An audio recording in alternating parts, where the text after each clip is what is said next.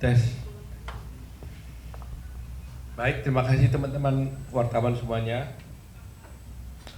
Hari ini DPN Pradi ingin menyampaikan banyak hal perkembangan kasus Vina. Di sini sudah kami bersama-sama dengan seseorang yang luar biasa, bukan pengacara, tapi bekerja melebihi daripada pengacara ini, Kang Dedi ini. Terima kasih nih Kang Dedi, luar biasa nih Kang Dedi ya.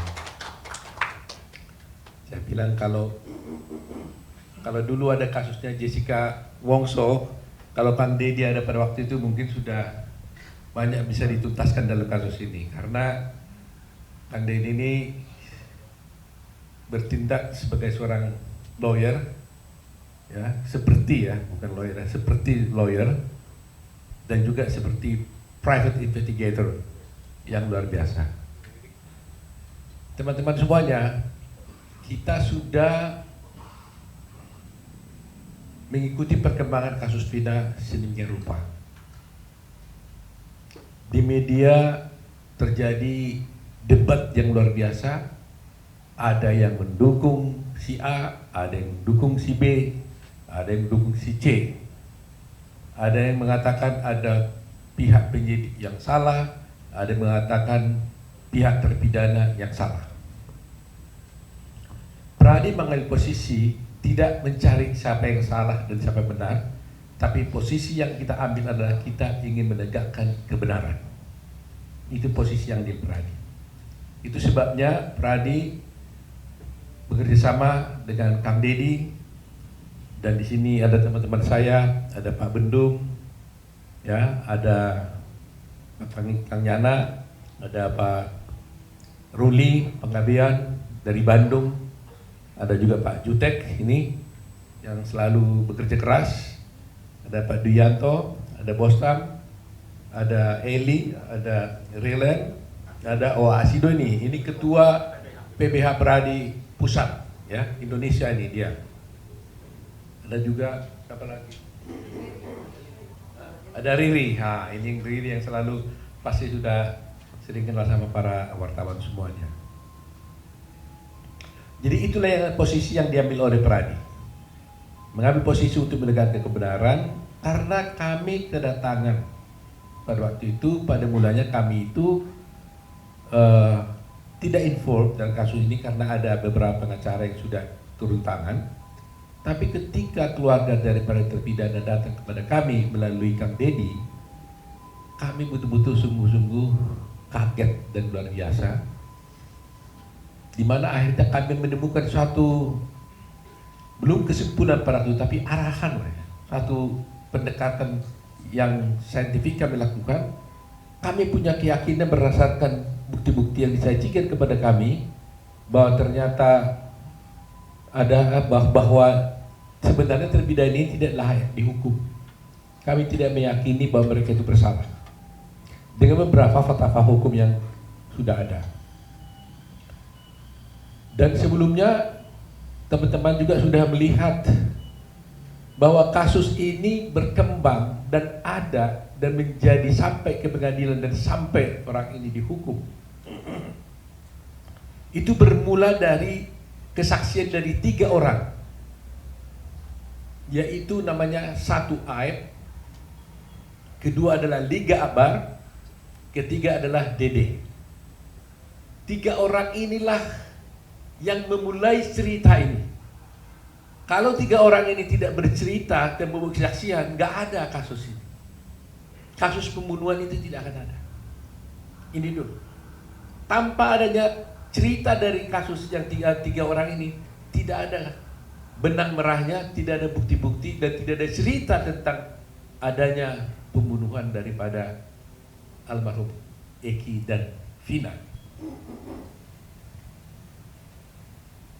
3 orang inilah yang bercerita tentang semua adanya pelemparan-pelemparan, pengejaran-pengejaran, adanya bambu dan sebagainya, termasuk adanya samurai-samurai, batu yang dilempar dan sebagainya.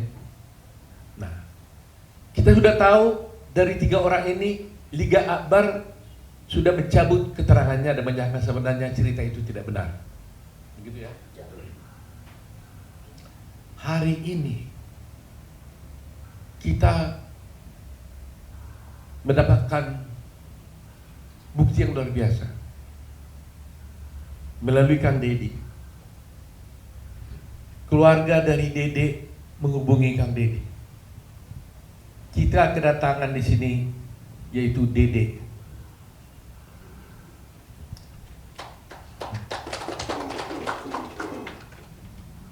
Kalau tidak ada Dede ini, tidak akan ada cerita pembunuhan Vina, almarhum Vina dan Eki. Tapi karena mereka inilah dulunya yang memberikan keterangan palsu, bersaksi palsu, maka akhirnya 7 terpidana itu dihukum. 8 ya. Mereka inilah yang bercerita seakan-akan ada pelemparan batu, seakan-akan ada kejar mengejar, karena ada bambu, pelemparan batu, yang mengesankan bahwa ada akhirnya peristiwa pembunuhan terhadap almarhum Vina dan Eki karena kesaksian palsu mereka. Tapi berdasarkan keterangan yang diberikan kepada kami, dan dia nanti bisa kita tinggal cerita bahwa dia ternyata melakukan perbuatan itu karena terjebak sama Aib, di mana Aib mengajak dia ke kantor polisi yang tadinya dia tidak tahu tujuannya apa. Sampai di kantor polisi, ternyata dia disuruh memberikan keterangan palsu. Dia diarahkan oleh Aib bersama-sama Rudiana, nanti kita dengar keterangan sendiri, untuk menceritakan suatu peristiwa yang dia sendiri tidak tahu dan tidak pernah ada. Kepadanya diberitahukan nama-nama daripada 7 terpidana ini, yang pada mulanya yang sebenarnya dia tidak tahu siapa ini 7 terpidana ini, karena dia juga tidak kenal dengan orang itu. Akhirnya dia bercerita tentang cerita-cerita yang sudah dikemas, diarahkan oleh Aib dan juga oleh Rudiana menurut keterangan dia. Nah, oleh karena itu, sebelum kami sampai kepada kesimpulan dan tanggapan nanti, agar tidak ini salah, kami mau tanya dulu kepada Dede di hadapan para rekan wartawan. Betul Dede? Bagaimana ceritanya? Bisa saudara cerita? Bagaimana ceritanya Dede sampai bisa bercerita tentang adanya pelemparan itu? Saya tanya dulu biar berurut ya. Kamu kerja di mana Dede? Cucian mobil Pak. Pada waktu itu ya? Ini pada waktu 2016 ya? Cucian mobil. Cucian mobil ya. Udah berapa lama kerja di sana? Kurang lebih 1 bulan. 1 bulan. Pada tanggal 27 Agustus 2016, kamu berada di mana? Posisi tidak masuk kerja Pak. Tidak masuk kerja? Tidak. Karena apa? 27 Agustus saya masuk kerja Pak. 27 Agustus masuk kerja. Masuk kerja. Kemudian tanggal 28 Agustus? 28 Agustus saya masih masuk Pak. Masuk. Masuk. 29? Masuk Pak. Masuk ya. Kemudian saya mau tanya, kamu kenal nggak 7 terpidana itu? Tidak kenal sama sekali Pak. Muka Ya? pun saya tidak kenal, nama tidak kenal. Muka tidak kenal, nama tidak tidak kenal. Sama sekali tidak kenal Sama sebelumnya. sekali tidak. Ya. Kapan kamu bertemu dengan Ayah?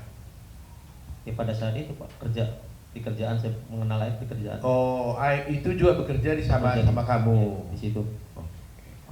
Nah, coba ceritakan bagaimana ceritanya Aib mengajak kamu ke kantor polisi.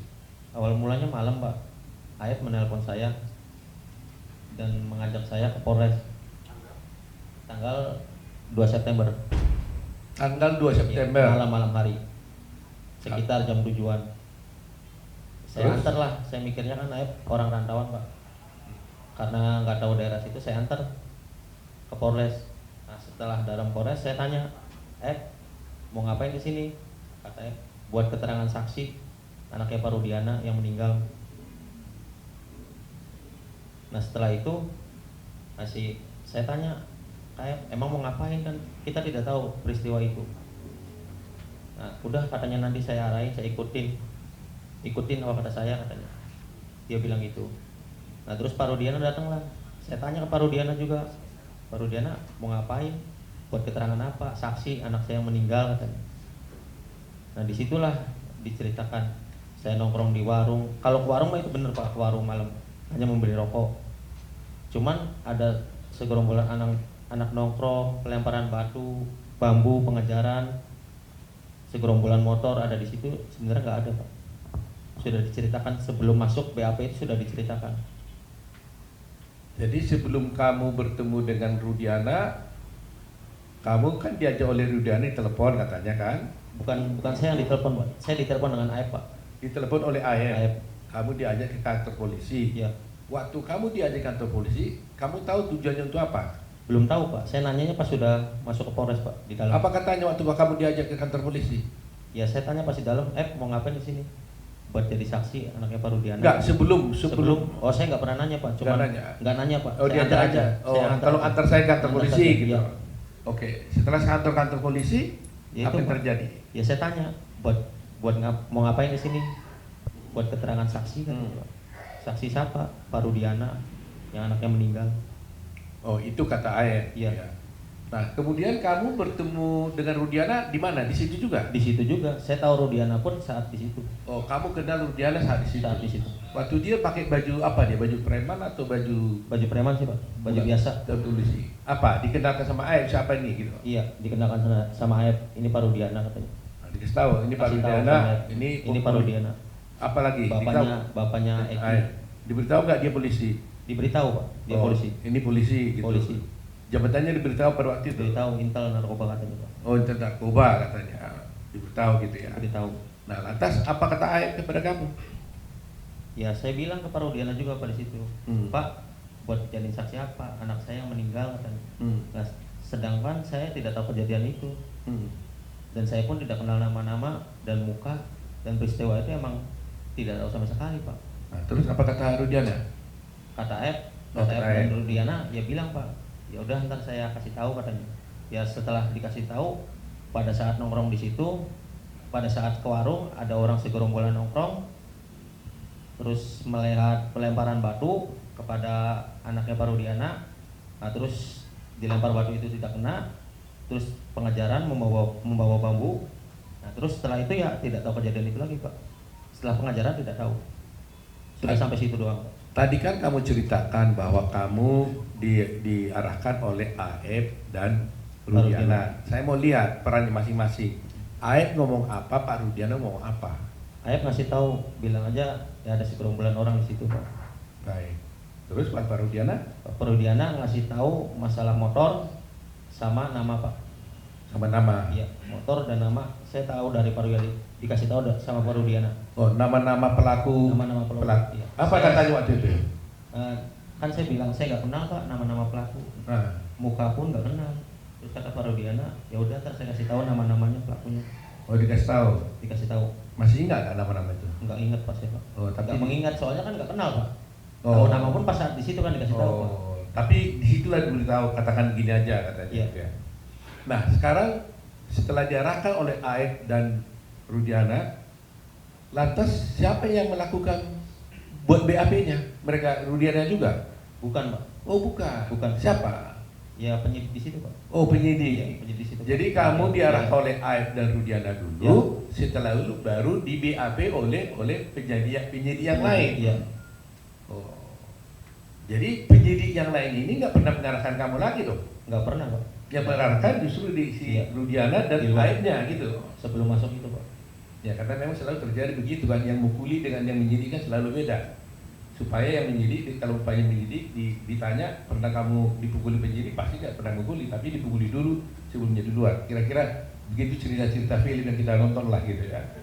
Ya, kan kira-kira begitu ya. Nah, jadi sekarang diarahkan oleh ini. Jadi penyidiknya tidak pernah mengarahkan, tapi sudah diarahkan oleh Parudiana dan AE. Begitu ya. Nah, kemudian setelah itu terjadi di BAP? BAP seperti biasa Pak, ditanya aja ya, ditanya. Kamu ceritakan seperti yang diarahkan itu. Seperti yang diarahkan sebelum masuk. Ya. Saya mau tanya, kenapa kamu mau waktu itu? Sebenarnya hati saya mas sebenarnya nggak mau Pak.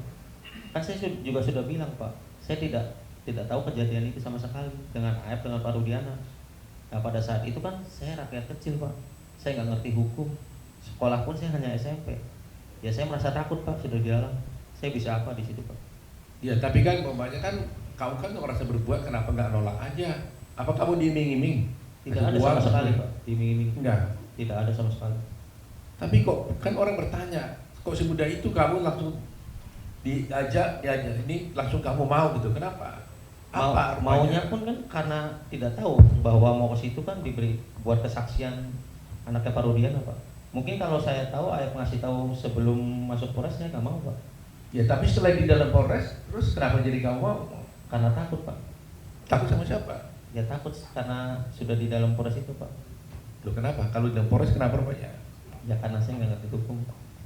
Loh iya, karena Polres apa? Ada kamu dipukul nggak? Enggak sih Pak. Apa karena Parudiana polisi gitu? Nah iya, bisa jadi Pak. Oh bisa jadi, yang benarnya gimana? Ya emang karena polisi Pak, saya takut. Jadi berarti kamu merasa takut? Iya, merasa takut. Karena sudah berada di kantor polisi? Iya. Karena kamu diminta oleh Parudiana yang polisi, ya. Kamu ikutin aja. Ya. Nah waktu itu kamu tahu nggak akibatnya itu waktu itu ya? Saya tahu Pak akibatnya. Pasti tahu saya. Ya setelah di BAP pun kan saya ngomong ke Aib Pak. Ya. Saya bilang ke Aib, kenapa membuat kesaksian seperti ini kata saya. Kan bakal berat ke depannya. Udah katanya, saya kesel sama terpidana itu Pak. Kata Aib. Ya. Kenapa? Karena pernah dipukuli Pak. Oh, si Aib cerita bahwa dia pernah dipukuli oleh warga sekitar di situ Pak. Oh, Aib merasa apa? Dipukuli oleh warga situ, bukan oleh terpidana. Iya, ada terpidananya Pak. Ada terpidananya. Jadi merasa kesal dia, sehingga diarahkan gitu. Ya, dendam. Nah, kamu diperiksa itu di mana? Di Polres mana itu? Polres Cirebon. Polres Cirebon. Nah, setelah di Polres Cirebon, apakah kamu pernah juga diperiksa di Polda? Tidak pernah sama sekali 2016 Pak. Hah? Tidak pernah? Tidak pernah. Tetapi di sini kita lihat ada berita acara kamu juga ada di Polda. Jadi di sini ada sebagai wartawan kita lihat ya. Ini ada berita acara di sini di Polres dan juga ada acara berita acara di Polda. Tapi dia merasa kamu tak pernah tanda tangan berita acara yang di Polda tidak pernah Pak. 2016 saya tidak pernah. Di Polda kamu tidak pernah tanda tangan berita acara di Polda. Di BAP pun tidak pernah Pak. Kesana pun tidak pernah. Kamu kok tahu di mana Polda? Tidak tahu sama sekali Pak. Sampai sekarang kamu tidak tahu Polda? Tidak tahu sampai sekarang pun istilahnya tidak tahu Pak jalan. Yang sekarang 2024 mah udah Pak. Cuman kan kalau jalan tetap saya nggak hafal Pak. Nggak, artinya yang sebelum tahun 2004 waktu itu kamu tidak pernah ke Polda? Tidak tahu Pak sama sekali. Tidak tahu ya? Tidak tahu.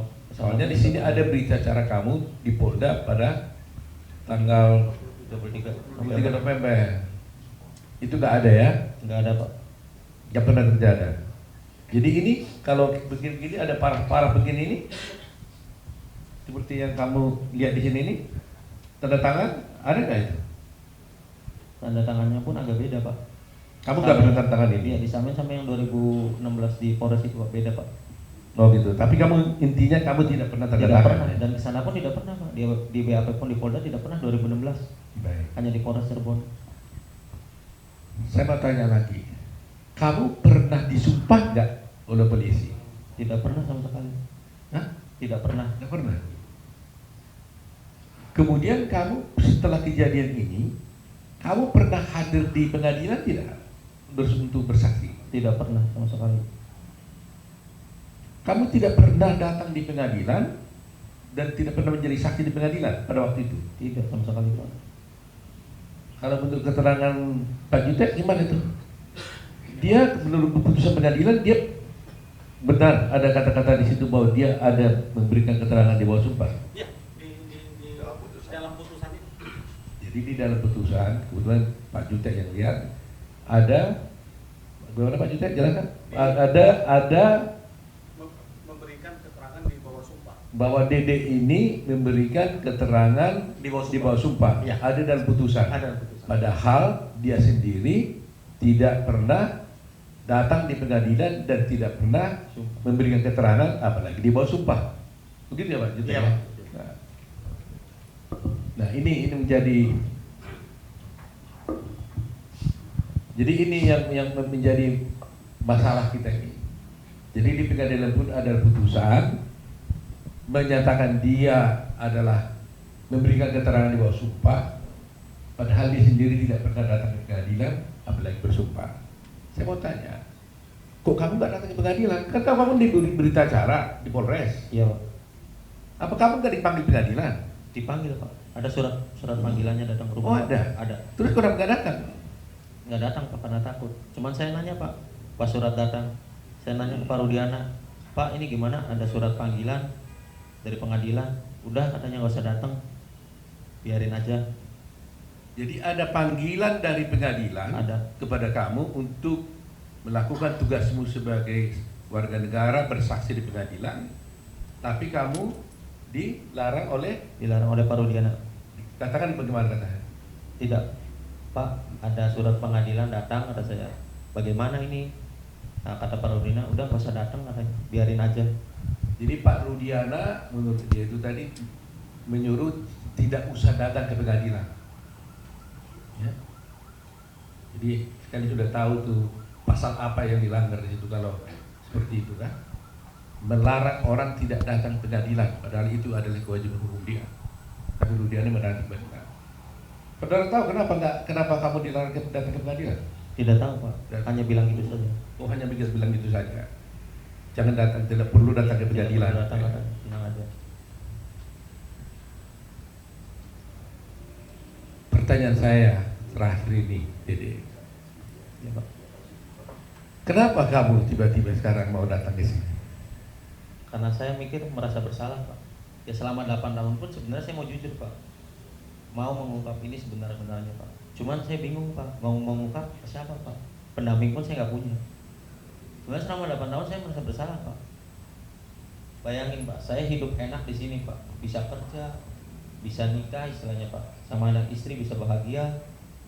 Sedangkan dia di penjara seumur hidup, Pak. Saya merasa berdosa, Pak, selama 8 tahun. Merasa, Pak. Nah, saya putuskan kemarin, Pak. Seminggu sebelum saya bertemu Kang Deddy, saya putuskan benar-benar, Pak.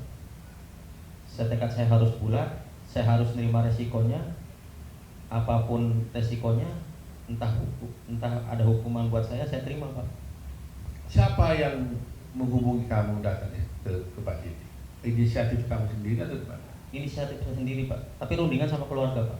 Teteh dulu. Oh, jadi setelah viral-viral begini, kamu rundingan sama keluarga? Rundingan sama keluarga.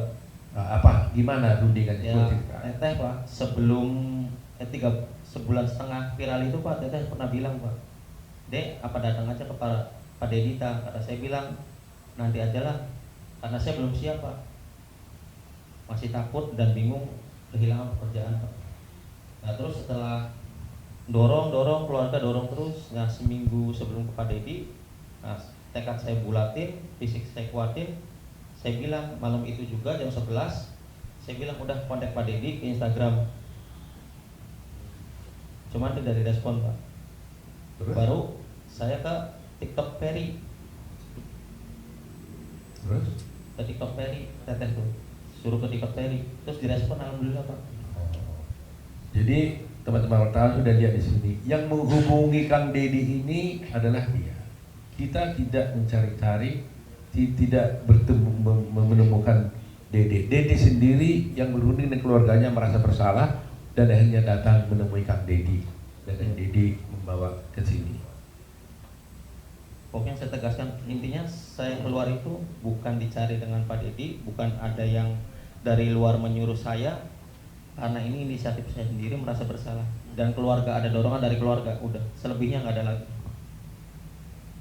Dede, Ya Pak. Kamu kan tadi mengaku sudah bersalah melakukan memberikan keterangan palsu dulu atas arahan daripada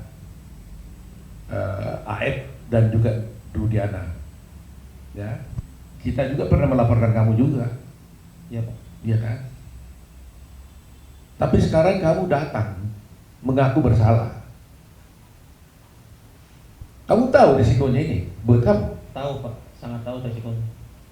Kamu tahu bahwa kamu bisa dipenjara gara-gara pengakuanmu sekarang ini? Tahu Pak, saya siap resikonya pokoknya.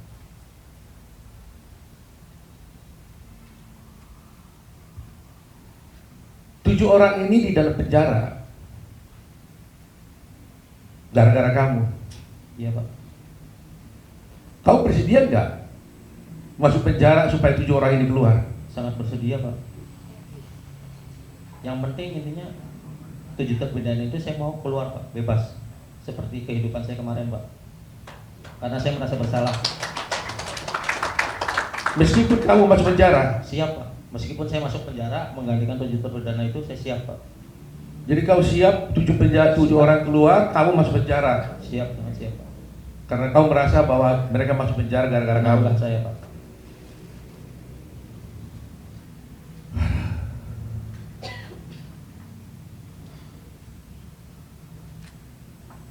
Terima kasih ya Dede ya.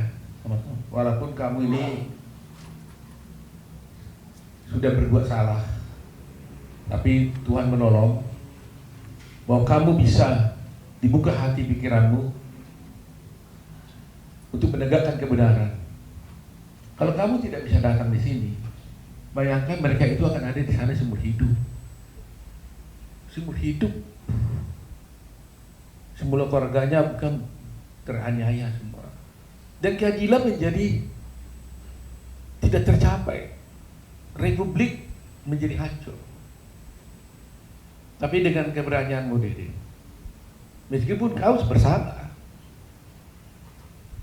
ya saya harap di dalam hukum sebenarnya Dede, saya bisa jelaskan sedikit. Belum tentu juga kau bisa harus dihukum, walaupun kau bersalah.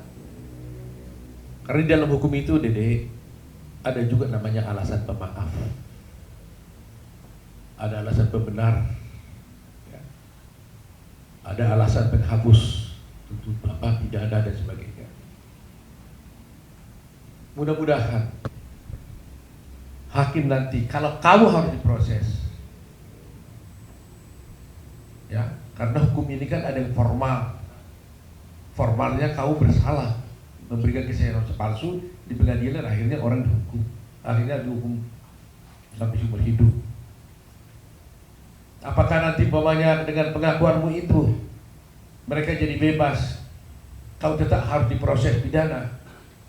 Saya tidak bisa katakan apa-apa, tergantung kepada kepolisian dan juga pada pengadilan apakah memberikan hukuman pada kamu. Tetapi karena keberanianmu untuk berbuat baik, untuk bertobat, menyatakan kebenaran, kami tetap dari kerajaan akan bela kamu.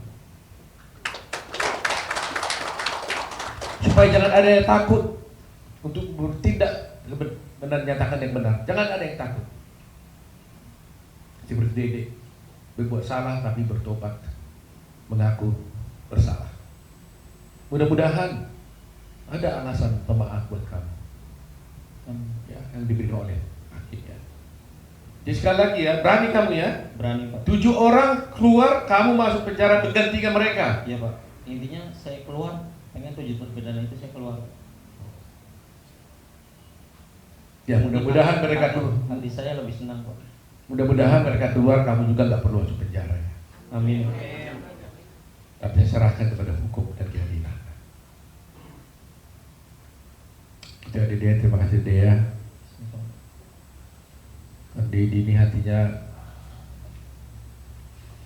apa ya? Tidak tahan nih Bang Dede. Menggunakan mata begini. Kita para lawyer, hati kita sudah berkali-kali sering digini. Jadi sampai air mata kita udah habis. Karena kita sudah sering melihat kejadian-kejadian seperti ini. Belum kita sudah lihat tragedi bagaimana Jessica Wongso. Sekarang Dede. Saya nggak tahu masih akan ada lagi nggak kasus lain yang bisa terbuka seperti ini. Tapi terus terang aja terima kasih ya kepada para wartawan semuanya. Terus terang aja kalau nggak ada wartawan, media massa, televisi yang mau dengan sepenuh hati mengikuti dan membuka kasus ini nggak terbongkar. Jasamu luar biasa. Jasa para media televisi, baik Instagram, siapapun lah, medsos, netizen di Indonesia ini. Saya atas nama Pradi, atas nama Advokat Indonesia, atas nama keadilan, berterima kasih sebesar-besarnya. Ini belum tuntas memang, tapi dengan adanya kedatangan Dede ini, ada Liga Akbar juga, mudah-mudahan menjadi keberanian mereka. Dan sebagai bukti, Dede ini juga sudah datang memberikan keterangannya itu di hadapan notaris. Dia tertangani di hadapan notaris. Semua keterangan dia itu tadi itu.